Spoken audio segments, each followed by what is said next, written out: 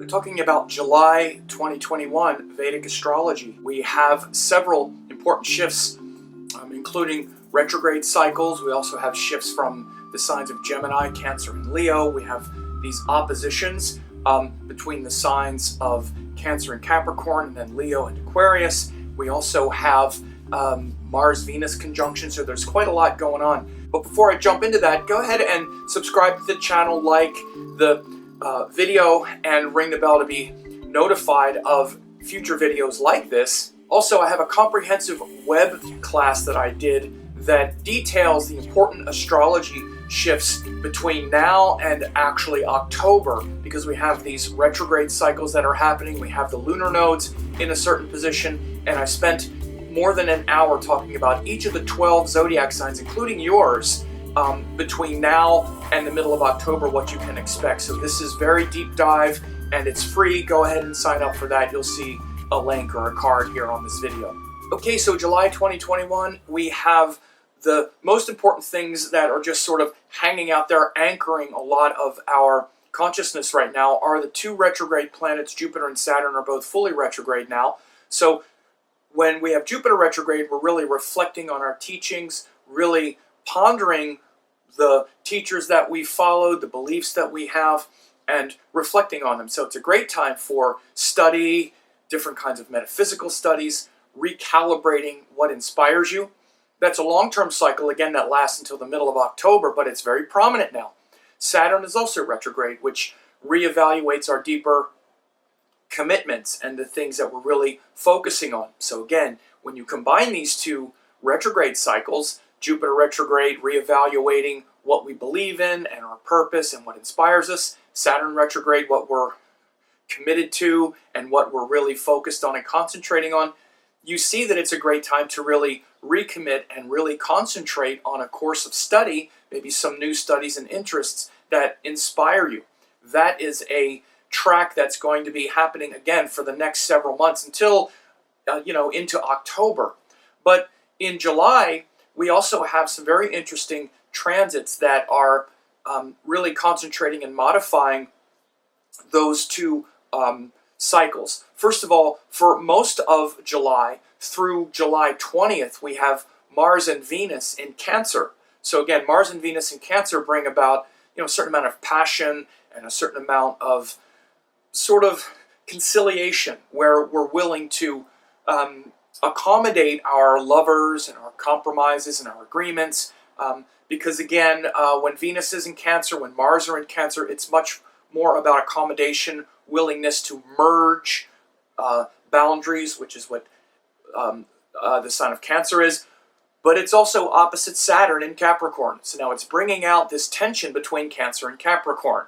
Cancer wants to dissolve boundaries. Capricorn wants to establish boundaries and hold them really strong. So there's this sort of tension going on that's also bringing into contrast that Saturn retrograde, which again, that's why you should get that free web class.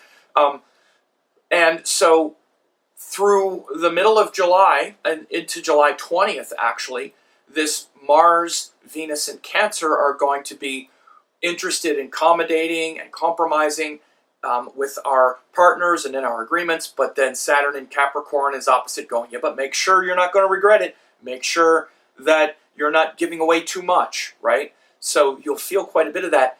Then after July 20th, Mars and Venus, quickly move into Leo. Then there's going to be a big focus on that Leo energy. Now, when Mars goes into Leo especially, we really reassert our individuality, because Mars has been kind of weak for several months, going through Taurus, then Gemini, then Cancer.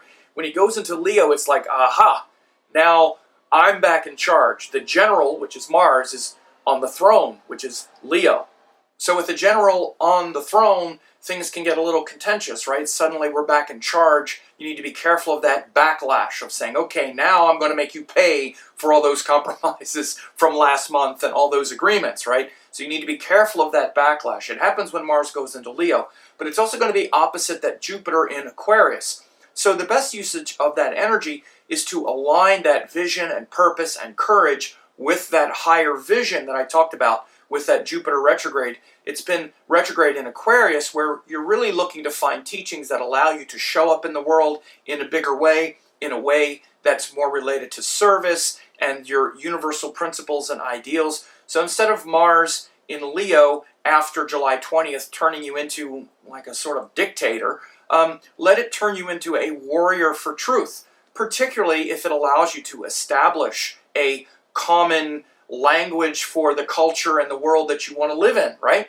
So again, if you're a teacher or a healer or even just in support of these higher causes, align your energy with that, not with, personal, vendettas or settling scores.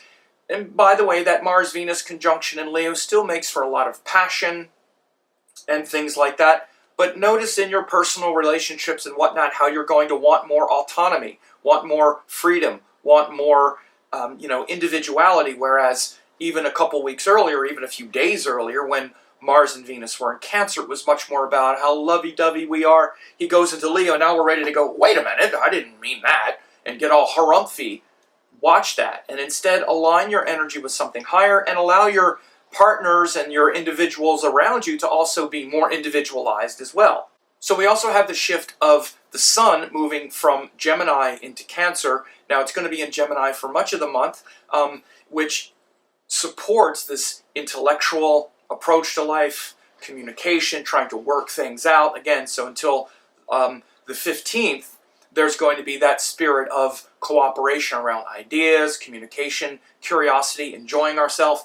But then around the 16th or so, the Sun goes into Cancer, and then there's more of that nurturing, support, and things like that. So again, even with this Mars-Venus going into Leo, we're going to have the Sun by that time in Cancer. So there's still going to be a real bedrock of nurturing and support there underneath of you. But again, now understand that Saturn in Capricorn will be aspecting that Sun in Cancer. So that same sort of pulling and polarizing of energies between Cancer and Capricorn will continue, especially from the 16th to about the 20th. There'll be a lot of planets in Cancer opposite Saturn in Capricorn, the retrograde Saturn in Capricorn. So again, these oppositions are very big in July of 2021, and they're also retrograde planets. So this is why you should really get that free webinar that I'm talking about. Again, just go ahead and register for it, and understand that the real dominant themes for the next few months are these retrograde planets in Aquarius and Capricorn. In July 2021, we're going to get a lot of oppositions to it, so it's important to understand what these oppositions mean. So those are the important facets of July 2021. Again, make sure to subscribe to the channel, like this video, share it with others, ring the bell to get updates, and also make sure to get the free webinar where I talk about the astrology that's going to happen between now and October of this year for all 12 signs, including yours. It's totally free. Just go ahead and register, and thanks a lot.